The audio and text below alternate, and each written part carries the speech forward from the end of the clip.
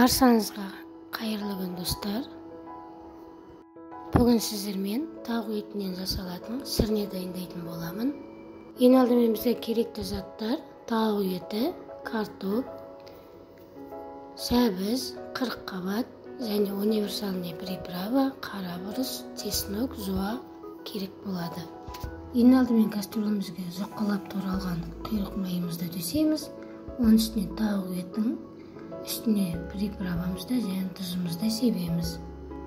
Универсальный приправаны пайдалансаңыздар, сірнеңіздің дәмі керемет дәмді болады және кез келген дүкендерден табылады.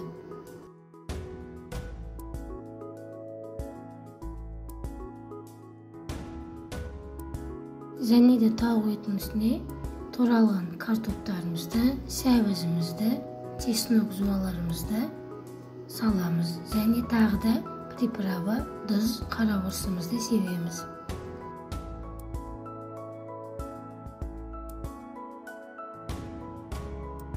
Сірнені кез келген тауық етінен де, сиыр етінен және де қой етінен де жасауға болады.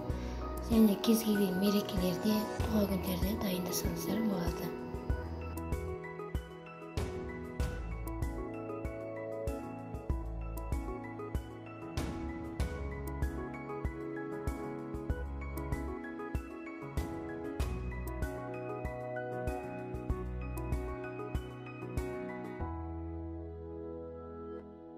Осылай тауық етін екі қабатпен жабамыз. Екінші қабатын тағы да тауық етімізді және приправа, тұзымызды, бұрышымызды салатын боламыз.